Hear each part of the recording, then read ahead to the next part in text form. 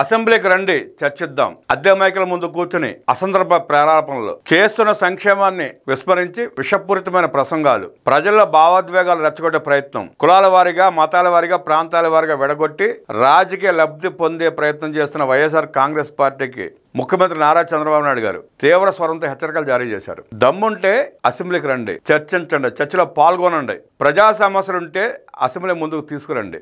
రాష్ట్రానికి మంచి చేసే ఉద్దేశం ఉంటే, ఆ ప్రజలకు మంచి చేసే ఉద్దేశం మీకు గనక ఉంటే అసెంబ్లీకి రండి, చర్చిద్దాం. చర్చించి ప్రజలకు మెరుగైన ఫలితాలు అందించే ప్రయత్నం చేద్దామన్నారు ముఖ్యమంత్రి చంద్రబాబు.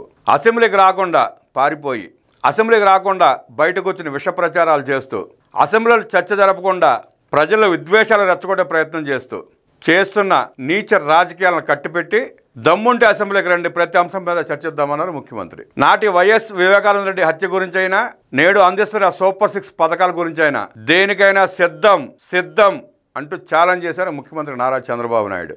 జగన్మోహన్ రెడ్డికి ఆ 10 మంది ఎమ్మెల్యేలకి దమ్ము ధైర్యం ఉంటే ఏ అంశమైనా పర్వాలేదు, అసెంబ్లీకి రండి, చర్చించండి. ప్రజలకు ఉపయోగపడే అంశాలను మీరు చర్చకు లేవనెత్తితే ప్రతిదానికి సమాధానం చెప్పడానికి మేము సిద్ధం అన్నారు ముఖ్యమంత్రి. 5 ఏళ్ల పాలనలో దోచుకుని దారుణాలు చేసి, లిక్కర్ స్కాములు చేసి, ఇసుక స్కామ్ చేసి, మైనింగ్ స్కామ్ చేసి, భూదోపిడీ చేసి మీ ఇష్టానుసారం వ్యవహరిస్తాం మాట్లాడతామంటే కుదరదు. అసెంబ్లీకి రండి, చర్చించండి, చర్చ చేద్దాం అంటూ వార్నింగ్ ఇచ్చారు నారా చంద్రబాబు నాయుడు. ఫేక్ ప్రచారం చేయడం కాదు, అసెంబ్లీకి వచ్చి వివిధ అంశాలపై చర్చించాలని ప్రజావేదిక నుంచి సీఎం చంద్రబాబు నాయుడు వైసీపీకి సవాల్ విసిరారు. పేదలకు సేవలో కార్యక్రమంలో భాగంగా సోమవారం రాజంపేట మండలం బోయినపల్లిలో సీఎం పర్యటించారు. కిడ్నీ పనిచేయక మంచానికే పరిమితమైన ఎడవలి సుమిత్రమ్మ ఇంటికి వెళ్లిన ముఖ్యమంత్రి ఆమెకు స్వయంగా పెన్షన్ అందించి ఆరోగ్య పరిస్థితిని అడిగి తెలుసుకున్నారు. అలాగే వివిధ పథకాల లబ్ధిదారులతో మాట్లాడారు. ఈ సందర్భంగా ఏర్పాటు చేసిన ప్రజావేదిక సభలో సీఎం చంద్రబాబు పాల్గొన్నారు. అసెంబ్లీకి రాకుండా సోషల్ మీడియాలో, పత్రికా సమావేశాల్లో ప్రభుత్వంపై దుష్ప్రచారం చేస్తున్న వైసీపీపై సీఎం విరుచుకుపడ్డారు. ఈ సందర్భంగా సీఎం మాట్లాడుతూ మొన్నటి వరకు సిద్ధం అంటూ ఎగిరిపడిన 11 మంది వైసీపీ నేతలు అసెంబ్లీలో చర్చకు రావాలి. ఎవరు సంక్షేమం చేశారో, ఎవరు అభివృద్ధి చేశారో తెలుసుకుందాం. ఫేక్ ప్రచారాలతో ఎల్లకాలం ప్రజలను మోసం చేయలేరు. క్లైమోర్ మైళ్ళతో పేల్చిన చలించని నేను ఎవరికీ భయపడను. సూపర్ 6 పథకాలు, సాగునీటి ప్రాజెక్టులు, పెట్టుబడులు మొదలు, బాబాయ్ హత్య, డోర్ డెలివరీ రాజకీయాలు, కోడికత్తి డ్రామాలు, గులకరా ఎపిసోడ్లు, పులివెందుల ఒంటిమిట్ట ఎన్నికలు, ఇలా దేనిపైనైనా చర్చించేందుకు సిద్ధంగా ఉన్నాం. వాళ్ళు రక్తం పారించిన సీమలో మేము నీరు పారించాం. సీమలో ఫ్యాక్షన్ మాట వినపడకుండా చేశాం. రాష్ట్రంలో రౌడీ అన్నవాడు లేకుండా చేశాం. సొంత కార్యకర్తను కారుతో తొక్కించి నెపాన్ని మా మీద వేశారు. మామిడికాయలు రోడ్డుపై తొక్కించి డ్రామాలాడిన వ్యక్తులు మమ్మల్ని విమర్శిస్తున్నారు.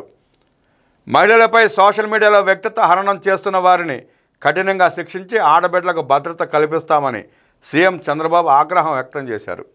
పెన్షన్ల పంపిణీ దానమో ధర్మమో కాదు, అది ప్రభుత్వాల బాధ్యత. ప్రతి నెల పెన్షన్ల పంపిణీ పండుగగా జరుగుతోంది.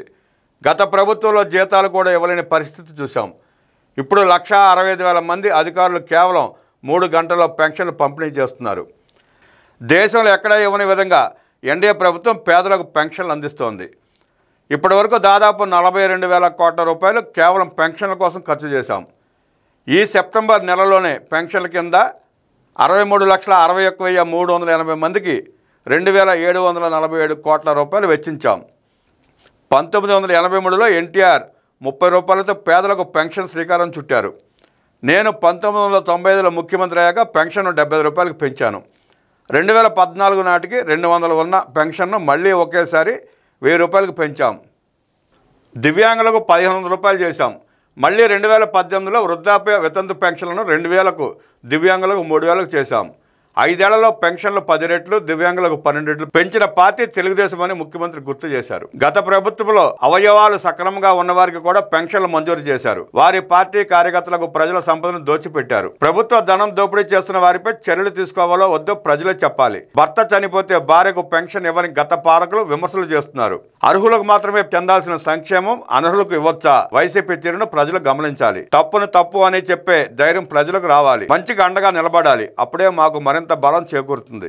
ప్రజలే నా బలగం. వారి కోసం మరింత సంక్షేమాన్ని అందిస్తాం. కూటమి ప్రభుత్వం రాగానే భర్త చనిపోయిన నెలలోనే పెన్షన్లు అందిస్తున్నాం. ఈ నెలలో 3,14,00,000 రూపాయలతో కొత్తగా 7,872 మందికి వితంతు పెన్షన్లు ఇస్తున్నాం.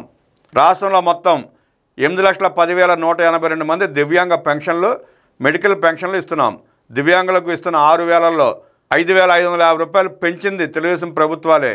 2 నెలలుగా పెన్షన్ తీసుకొని 1,20,187 మందికి 101 కోట్ల రూపాయలు, 3 నెలలుగా పెన్షన్ తీసుకొని 11,986 మందికి 15 కోట్ల రూపాయల పెన్షన్లు అందించడం ప్రజా సంక్షేమంపై ప్రభుత్వ చిత్తశుద్ధికి నిదర్శనమని ముఖ్యమంత్రి చంద్రబాబు అన్నారు. రాష్ట్ర పునర్నిర్మాణం కోసం బీజేపీ, జనసేనతో కలిసి పోటీ చేస్తే ప్రజలు చారిత్రాత్మక విజయం కట్టబెట్టారు. రాష్ట్ర విభజన తర్వాత కొన్ని ఇబ్బందులు వచ్చాయి. 2014-19లో దేశంలో ఎక్కడా లేని అభివృద్ధి మన రాష్ట్రంలో చేశాం. 2019 నుంచి గత పాలకులు రాష్ట్రాన్ని విధ్వంసం చేశారు. 5 ఏళ్లు ప్రజల మొహాల్లో నవ్వులు లేవు. ఏమీ మాట్లాడలేని పరిస్థితి. ఎన్డీఏ ప్రభుత్వం వచ్చాకే ప్రజలకు స్వేచ్ఛ వచ్చింది. ఎమ్మెల్యేలు అయినా సరే తప్పు చేశారని భావిస్తే నిలదీయొచ్చు. ఇదే తరహాలో ప్రతిపక్షాలు చేస్తున్న దుష్ప్రచారాన్ని తిప్పికొట్టాలి. మంచి ప్రభుత్వానికి అండగా నిలవాలి. ఎన్నికలు ఇచ్చిన హామీలకు మించే సంక్షేమం అందిస్తున్నాం. 16,347 ఉపాధ్యాయ పోస్టులను భర్తీ చేసేందుకు మెగా డిఎస్సి నిర్వహించాం. ఎంతమంది పిల్లలున్నా తల్లికి వందనం ఇచ్చాం. అన్న క్యాంటీన్, అన్నదాత సుఖీభావ అమలు చేశాం. ఆర్టీసీ బస్సుల్లో మహిళలకు ఉచిత ప్రయాణ సౌకర్యం కల్పించాం.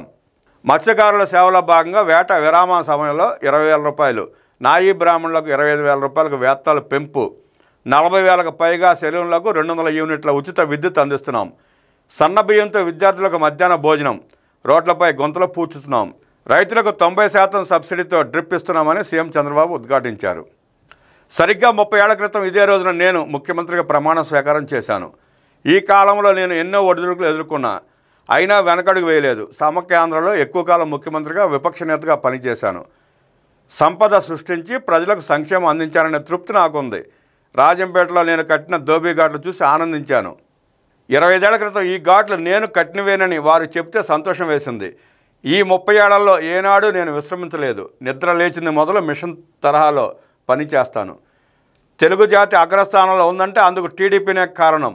నాడు హైదరాబాద్ అభివృద్ధిలో భాగస్వాములయ్యాం. నేడు అమరావతి నిర్మాణం చేసే అవకాశం ప్రజలు ఇచ్చారు. ఆవిర్భావం నుంచి పార్టీ వెన్నంటే ఉన్న బీసీల రుణం తీర్చుకోలేనిది. అనునిత్యం ప్రజాసేవలోనే ఉన్నాను. పేదల జీవితాల్లో వెలుగులు నింపి వారి జీవన ప్రమాణాలు మెరుగుపరచాలని ఏకైక లక్ష్యంతో పనిచేస్తున్నానని ముఖ్యమంత్రి చంద్రబాబు అన్నారు. రాళ్లసీమగా మారుతుందనుకున్న రాయలసీమను రత్నాలసీమ చేస్తున్నాం. సీమలో సాగునీటి ప్రాజెక్టులకు ప్రాధాన్యత ఇచ్చాం. కరెంటు లేని పరిస్థితి నుంచి ఇంటిపైనే సౌర విద్యుత్ తయారు చేసే పరిస్థితి తెచ్చాం. పేదరిక నిర్మూలన కోసం వెలుగు తీసుకొచ్చాను. డ్వాక్రా, సాగునీటి సహకార సంఘాలు ఏర్పాటు చేశాం. చెప్పినట్టే సీమకు కృష్ణా జలాలు తెచ్చాం. సీమ అభివృద్ధికి బ్లూ ప్రింట్ అమలు చేస్తున్నాం. కియాతో అనంతపురం జిల్లా రూపురేఖలు మార్చేశాం. రాబోయే రోజుల్లో automobile, electrical, space, aerospace, defence, drones రంగాలకు సీమను హబ్ చేశాం. గోదావరి నుంచి నీరు వృధాగా సముద్రంలోకి పోతుంటే సీమలో నీటి కోసం ఇబ్బందులు వస్తున్నాయి. వంశధార నుంచి గోదావరి, కృష్ణా, పెన్నా నదుల అనుసంధానం చేస్తామని చంద్రబాబు వెల్లడించారు. రాజంపేటను అభివృద్ధిలో ముందుకు తీసుకెళ్తాం. జిల్లాల విభజనలో కొన్ని ఇబ్బందులు ఉన్నాయి, వాటిని సరిచేస్తాం. రాజంపేట నియోజకవర్గం ప్రజలు ఎన్నికల్లో మాకు ఓటేయలేదు. కొన్ని కారణాల వల్ల రాజంపేట ఎమ్మెల్యే, ఎంపీ సీట్లు రాలేదు. అయినప్పటికీ రాజకీయాలు వేరు, అభివృద్ధి వేరు. కూటమిని ఓడించారు. గెలిచిన వారిని చూసుకోవాలి, వారి సమస్యలు తీర్చాలి. అయినా రాజకీయాన్ని అభివృద్ధితో ముడిపెట్టను. అభివృద్ధి చేస్తాను. 2014లో టీడీపీ ప్రభుత్వమే ఒంటిమిట్ట శ్రీరాముడు ఆలయాన్ని అభివృద్ధి చేసింది. రాజంపేటకు మెడికల్ కాలేజీ కావాలని అడిగారు. ఆ దిశగా చర్యలు తీసుకుంటాం. ప్రజలందరికీ సంక్షేమం అందించాలన్న లక్ష్యంతో కూటమి ప్రభుత్వం పాలన చేస్తోంది. P4తో పేదరిక నిర్మూలన సాధ్యం చేసి చూపిస్తాం అని ముఖ్యమంత్రి చంద్రబాబు స్పష్టం చేశారు. బోయినపల్లిలో ధోబీఘాట్ను ముఖ్యమంత్రి పరిశీలించారు. ప్రభుత్వ పథకాలు అందుతున్న తీరుపై రజకులను అడిగి తెలుసుకున్నారు. ధోబీఘాట్లలో షెడ్లు నిర్మించాలని రజకులు కోరగా వెంటనే తగిన సౌకర్యాలు కల్పించాలని అధికారులను ముఖ్యమంత్రి ఆదేశించారు. అలాగే ధోబీఘాట్కు సంబంధించి ఎలాంటి ఇబ్బందులున్నా అధికారులకు తెలియజేయాలని సూచించారు.